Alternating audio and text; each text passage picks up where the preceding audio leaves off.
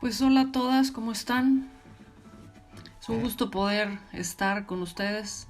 Estamos enfrentando nuevos retos, estamos enfrentando nuevas formas, pero bueno, estamos tratando de adecuarnos a lo que nos exige esta situación, pero confiadas y creyendo en lo que Dios va a hacer. Entonces, bueno, pues me da mucho gusto. No las puedo ver, pero me da mucho gusto poder estar con ustedes. Y bueno, es una pequeña charla la que yo titulé Es tiempo de oportunidad. Y bueno, no hay que decir, ¿verdad? Lo que estamos viviendo, pues son sin duda momentos que ni siquiera calculó nuestra imaginación que podrían ser reales. Hemos visto un montón de películas de ciencia ficción tan parecidas a esto. Y era impensable, vaya, inverosímil creer que alguna vez pudiéramos ser testigos presenciales de esto que estamos viviendo hoy. Y finalmente esta realidad nos ha alcanzado. No es una película, no es un complot global. Estamos viviendo una realidad, pero una realidad que ya se había escrito. Una realidad que ya nos habían anticipado, que nos fue anunciada, que en algún momento llegaría. Y el momento llegó. El momento es hoy. Pero yo le llamo a esto un tiempo de oportunidad.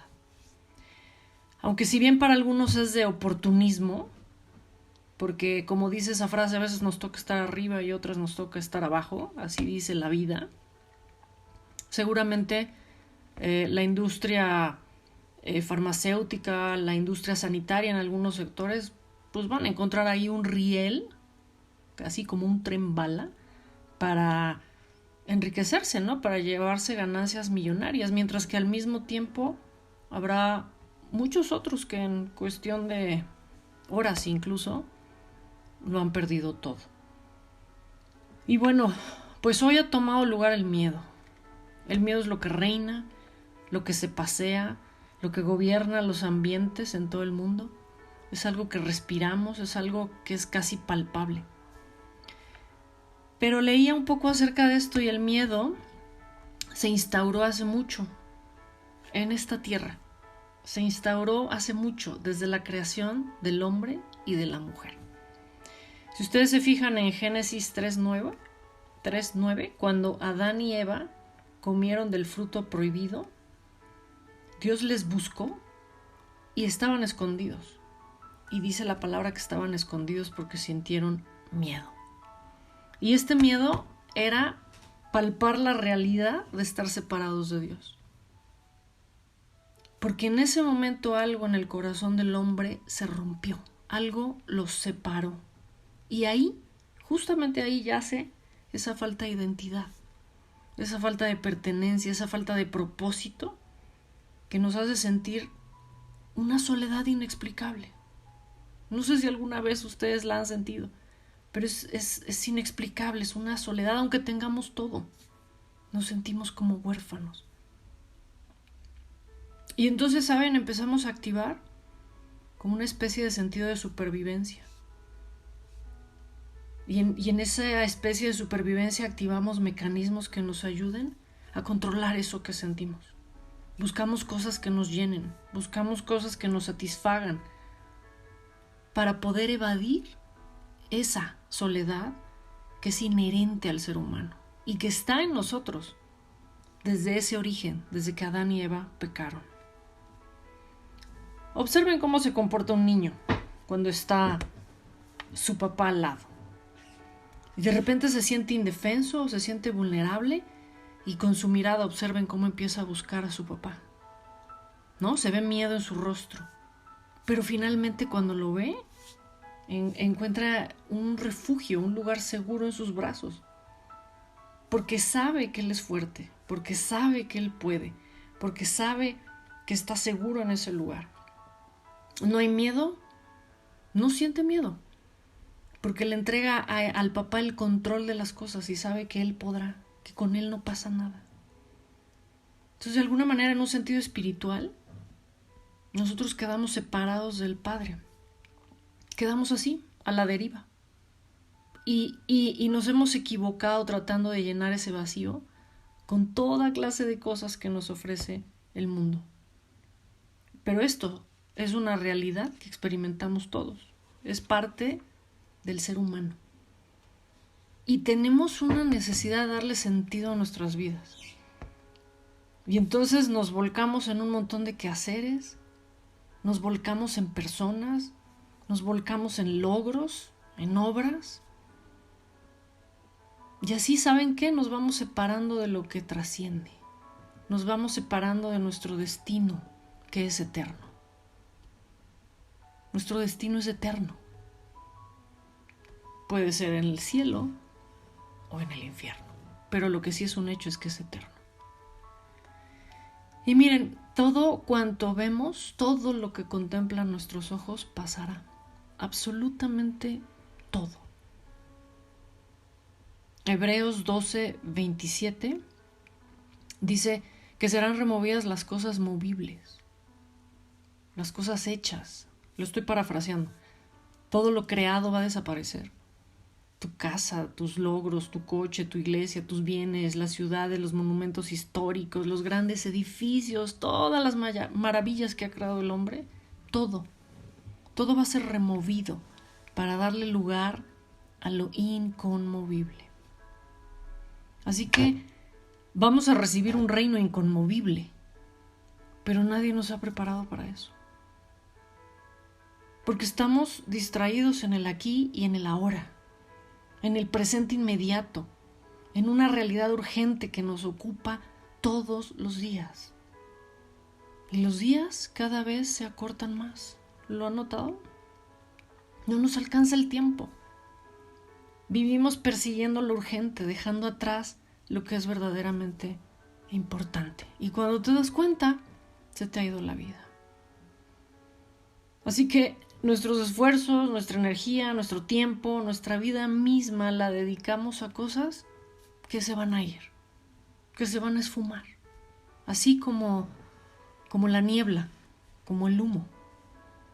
En el libro de Santiago, dice el libro de Santiago que nuestra vida es como la niebla, que aparece por un poco de tiempo y luego desaparece. Así es la definición de cómo nuestra vida, algo verdaderamente frágil y pasajero. Y esto es lo que estamos viviendo hoy, esto es lo que palpamos hoy, que los esfuerzos de toda una vida por conseguir, por tener, por hacer, quizá en el camino de estos logros tú dejaste hijos, dejaste esposo, esposa, familia. ¿Y qué sucede? Que hoy queda sin trascendencia, porque toma lugar lo anunciado, lo escrito, lo que fue anticipado. No, y no estoy hablando de Nostradamus, ni de los videntes, ni todos esos que predicen el futuro. Hablo de lo que dice la Biblia. Hablo de lo que la Biblia dice que empezaría a ocurrir. Y la tierra gime. La tierra está en dolores de parto. En Romanos 8:19 dice, el anhelo ardiente de la creación es aguardar la manifestación de los hijos de Dios. Eso se oye esperanzador, pero también Ezequiel dice que veremos cosas aún peores que estas. Eso suena desesperanzador. Y Lucas 21:11 dice que habrá grandes terremotos, plagas, hambres en diversos lugares, habrá terrores y grandes señales del cielo. Suena desesperanzador. Pero más abajo en el versículo 13 dice, y esto os será ocasión de dar testimonio. Y eso suena esperanzador. ¿Te produce miedo? Claro que produce miedo. Claro que produce miedo. Pero es un tiempo de oportunidad. Estamos en un tiempo de anunciar eternidad. Hay esperanza y hay vida en un reino que es inconmovible. Y de repente parece tan contradictorio. Pero en el momento de más oscuridad es cuando va a despertar la iglesia y vamos a ver el verdadero avivamiento del que hemos oído tanto, del que hemos hablado. Y esa será la verdadera adoración. Cuando en la prueba demostremos de qué estamos hechos. Dice el libro de Jeremías 17:10, yo, el Señor, que escudriño la mente, que pruebo el corazón para dar a cada uno según su camino y según el fruto de sus obras. Es cierto que estas circunstancias nos permiten ver de qué estamos constituidos, de qué estamos hechos en realidad, y Dios prueba los corazones. Esta circunstancia que estamos viviendo no define a Dios, nos define a nosotros. Dios prueba los corazones y tenemos que ver hoy si hemos invertido en lo eterno o hemos dedicado nuestra vida a todo eso que va a desaparecer y de lo cual no va a quedar nada. Por eso le llamo a esto, es un tiempo de oportunidad, es un tiempo de voltear al cielo. Y fíjense lo que tenía que pasar para que hoy nos enfoquemos en Dios, para que hoy nos demos cuenta que Él es el único, que Él es el poderoso, que Él es el creador de las cosas, el fuerte, el soberano, el que tiene el control de todo. Estamos sorprendidos de todo lo que leen nuestros ojos, en las noticias, lo que oyen nuestros oídos. Ya no das cabida a una noticia y después otra y después otra y después otra más. Estamos oyendo al presidente de Estados Unidos declarar que necesitamos de Dios. Y a otros presidentes de otras naciones declarando lo mismo. Estamos viviendo un momento histórico, un momento de sacudimiento. En un momento de sacudimiento no queda más que despertar, porque la tierra está siendo conmovida para reconocer que todo ha sido vano y pasajero y que sin Él no tenemos nada. Es tiempo de rectificar nuestro camino. Es tiempo de conectar nuestro corazón con el Padre del que nos desvinculamos. Y aprendimos en esta inercia de la vida a buscarlo los domingos, a buscarlo en casos de emergencia, pero perdimos lo más importante, la relación. Nos desconectamos. Y saben, para quienes participan activamente en estas cosas, a Dios le encanta que hables de Él con otras personas. Le encanta que te esfuerces en acciones que lo dan a conocer a Él, sobre todo a quien no lo conoce. A Él le gusta que hagas esas cosas, pero Él anhela y ama que tú hables con Él, que tú pases tiempo con Él, que tú derrames tu corazón a Él. Esto se convierte entonces en un tiempo de transformación, pero no solo mientras dure y hasta que Dios nos saque de esta. Porque saben, muchos le van a dar la espalda a Dios. Van a ocurrir cosas incomprensibles a nuestra razón. Vamos a ser engañados. Sí, vamos a ser engañados pensando que Dios nos ha fallado. Pensaremos que nuestras oraciones no han sido oídas. Quizás en esta batalla perderemos algún familiar. Aún los más entendidos en la palabra y esos que parecían tan entregados seguirán engañados. Y yo te quiero preguntar si hoy tú te vas a dejar arrastrar o tu constitución es fuerte y tu fe es grande. Primera de Timoteo 4:1 dice que en los tiempos, en los últimos, algunos abandonarán la fe para seguir inspiraciones engañosas y doctrinas diabólicas. Y en el momento más oscuro de la noche es cuando está próximo a amanecer. Suena contradictorio, pero hay esperanza. Yo he pensado muchas veces en esto y digo, bueno, es que si Dios quisiera, podría fulminar la tierra con soplarle simplemente, con el susurro de su voz. Pero Dios es bueno. Dios es bueno. Y no se le ha salido esto de control. Dios está ahí sentado en su trono, reinando para la eternidad y está cumpliendo cabalmente cada una de sus promesas. Él está ahí, amándonos. Me encanta descubrir a este Dios fiel, porque es fiel a pesar de que nosotros siempre le fallamos. Ahora oímos y se está viendo en las prédicas, en las pláticas, está como que de moda hablar del versículo que habla de la tormenta, ¿no?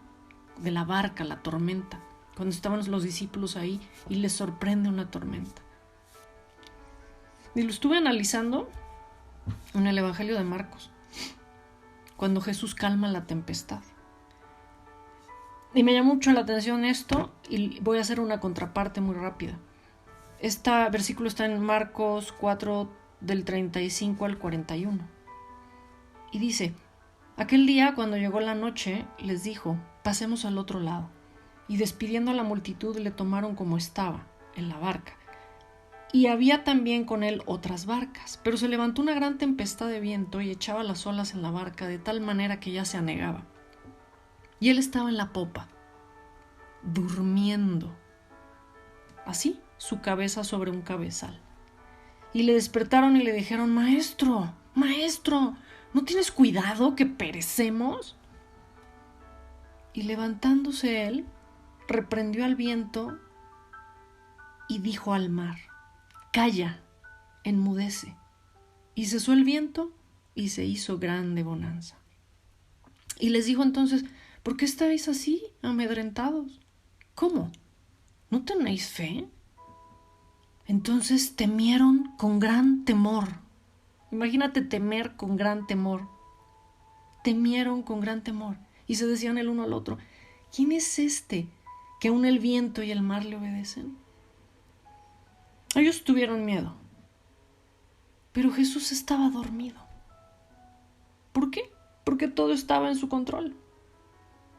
Él le dijo a una tormenta: calla, enmudece, y al instante cesó. El miedo tiene mucho que ver con el control. Cuando tú tienes el control de las cosas, desaparece el miedo. Pero cuando tú no tienes el control de las cosas, no sabes qué va a pasar, no sabes lo que se avecina, aparece el miedo. Entonces, si nosotros aprendemos a ceder esa necesidad de controlar las cosas, entonces va a desaparecer el miedo. Y cuánto mejor que cedamos ese control a Dios, que cedamos ese control a la voluntad de Dios.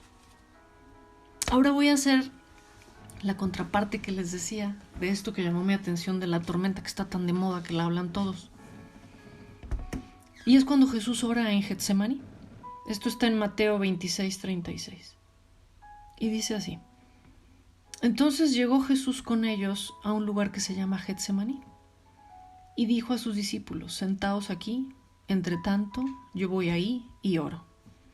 Y tomando a Pedro y a los dos hijos de Zebedeo, comenzó a entristecerse y a angustiarse en gran manera. Entonces Jesús les dijo: mi alma está muy triste hasta la muerte. Quedaos aquí y velad conmigo. Esto que les estoy leyendo es en el Evangelio de Mateo, pero en el Evangelio de Marcos refiere este mismo versículo que sintió Jesús temor y tristeza y una angustia que le invadía, que se sentía morir. En fin, en el versículo 39 dice: yendo un poco adelante, se postró sobre su rostro, orando y diciendo: Padre mío, si es posible, pase de mí esta copa, pero no sea como yo quiero, sino como tú. Recordemos aquí al Jesús hombre, sufriendo porque sabía que venía un tiempo de dolor, de angustia. Y en su naturaleza de hombre deseaba no pasar por eso.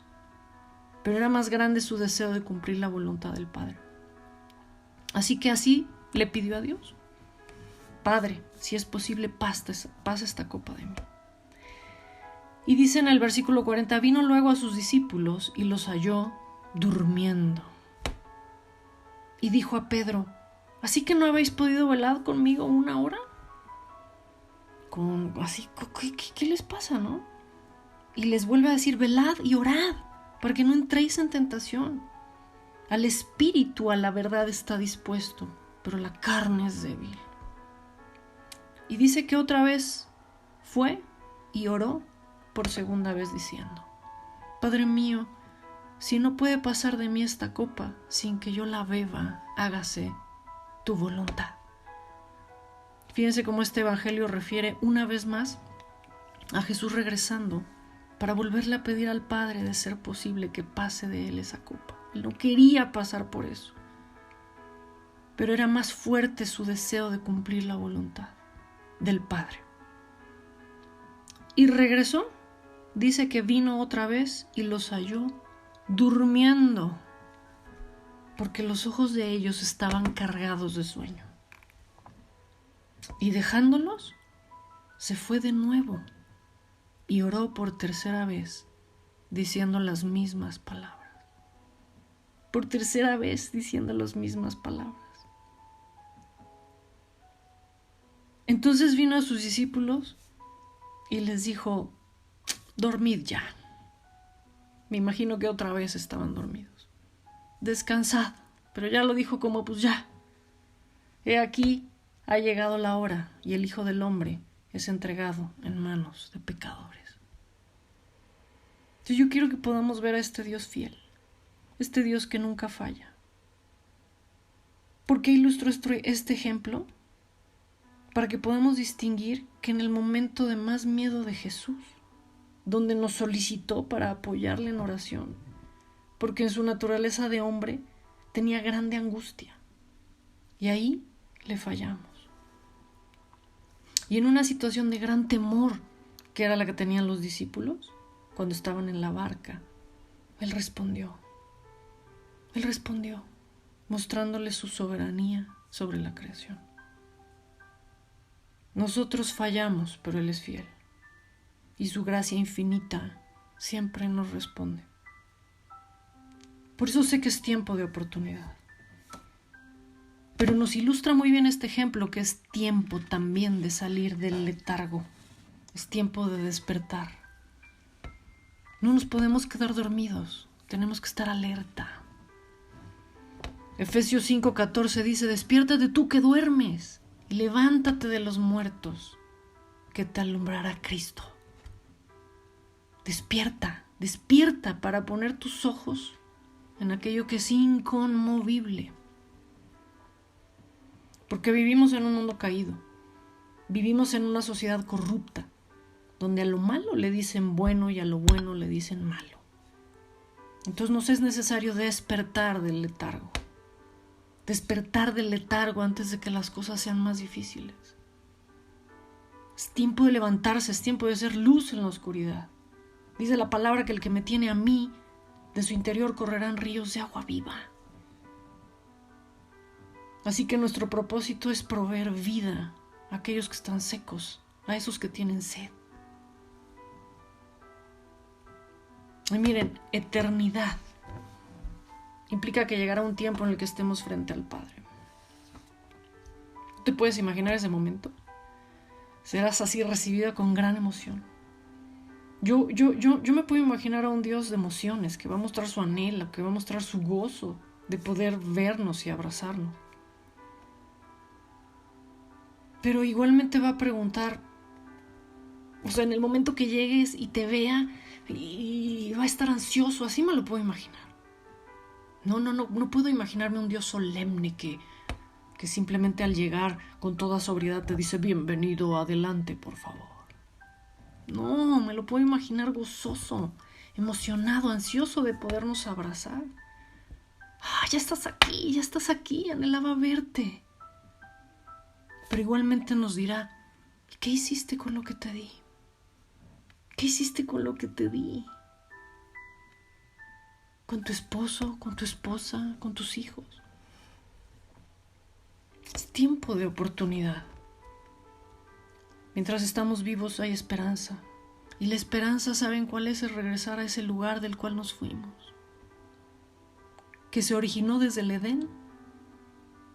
Es oportunidad de regresar al lugar del cual nos fuimos, del cual nos apartamos. Y nos apartamos en la búsqueda de otras cosas. Hoy Dios nos está diciendo: vuélvete a mí. Pero no solo durante la tormenta, para regresar después a lo que eras y a lo que hacías.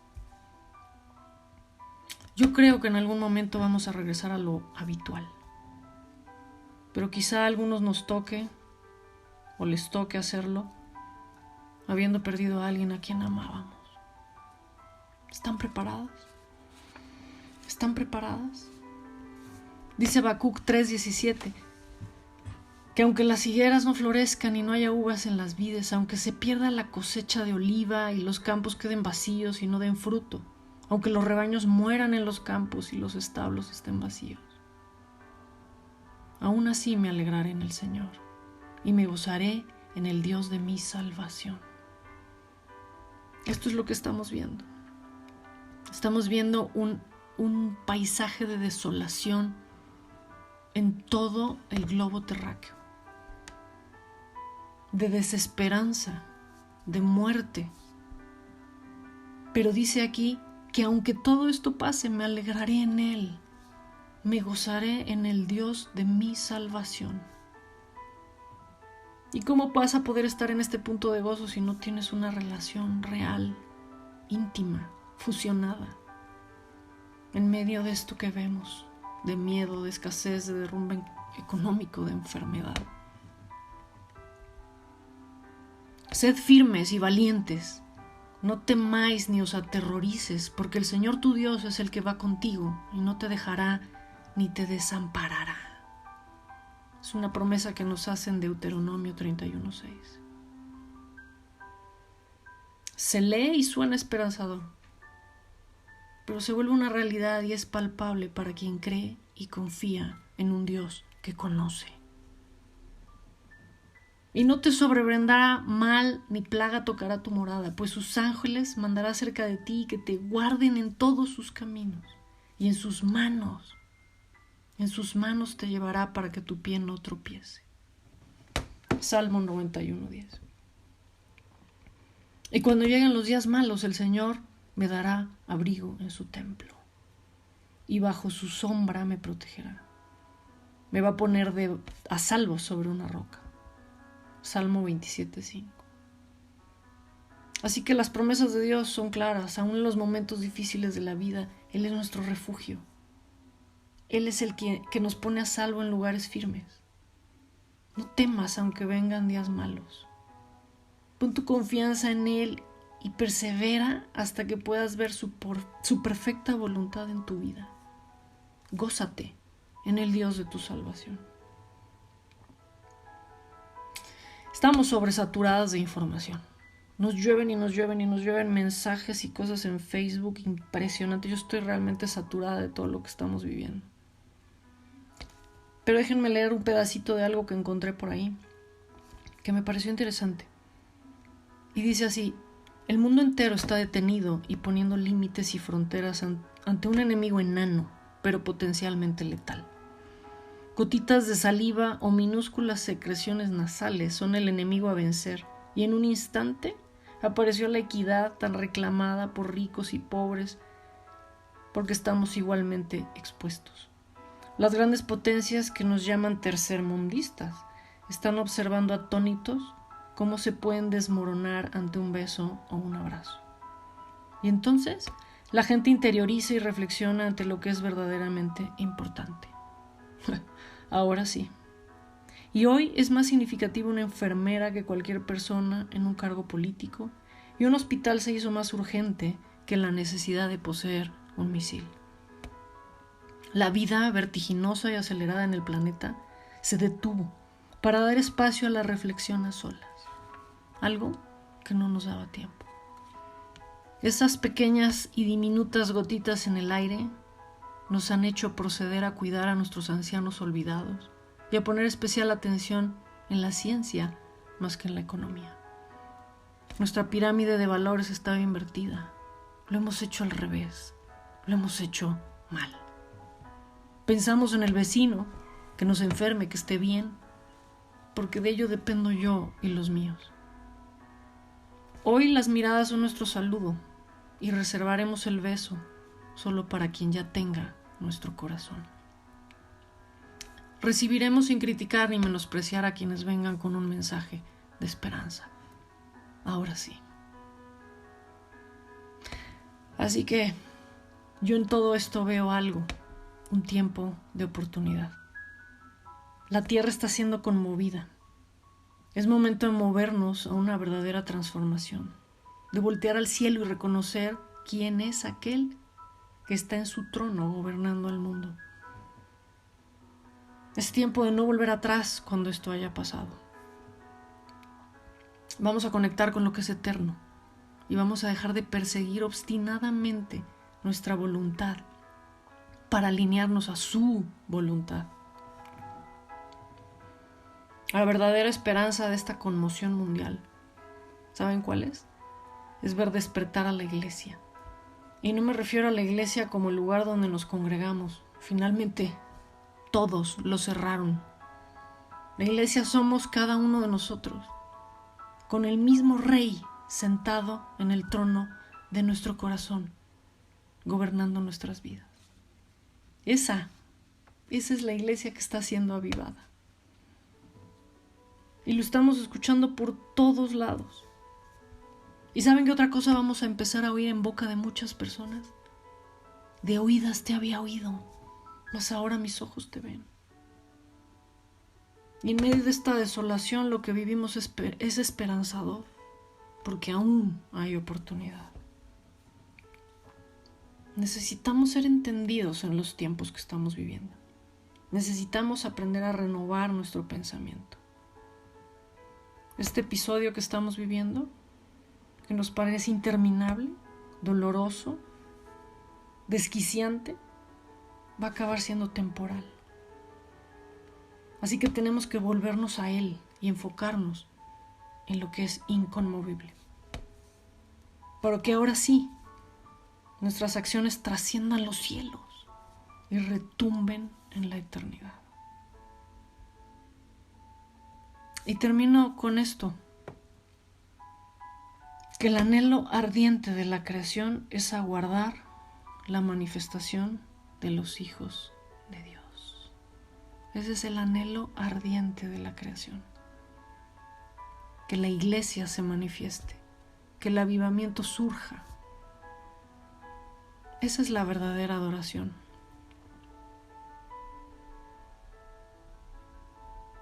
Pues déjenme orar para terminar con esto. Perdón si me extendí un poquito, pero creo que era necesario. Gracias por estar ahí, gracias por escuchar este mensaje. Y bueno, pues si quieren cerrar sus ojos, Señor Jesús, nos ponemos de acuerdo hoy como iglesia, tu iglesia, para poder renovar nuestros pensamientos y enfocar nuestro espíritu, Señor, en lo que es inconmovible. Declaramos hoy con nuestra boca, creyendo en nuestro corazón que tú eres nuestro Salvador. Y abrimos nuestros labios declarando en fe que tú dispones, Señor, todas las cosas para el bien de quienes te amamos. Porque nos conociste de antemano, nos formaste y nos predestinaste, Señor, para ser transformados. En medio de todo esto, creemos que somos más que vencedores, porque sabemos quién nos amó primero, porque sabemos quién está con nosotros y porque sabemos quién vendrá por nosotros. Es nuestra oración, Señor, que estas palabras queden tatuadas en nuestro corazón y que ni la muerte, ni la vida, ni los ángeles, ni los demonios, ni lo presente, ni lo porvenir, ni los poderes, ni lo profundo, ni cosa alguna en toda la creación, Señor, podrá apartarnos del amor de Dios. Ninguna cosa podrá apartarnos del amor que Dios nos ha manifestado en Cristo Jesús, Señor nuestro. Gracias, Señor, en el nombre de Jesús. Las bendigo y pues nos estaremos escuchando pronto. Gracias por su tiempo.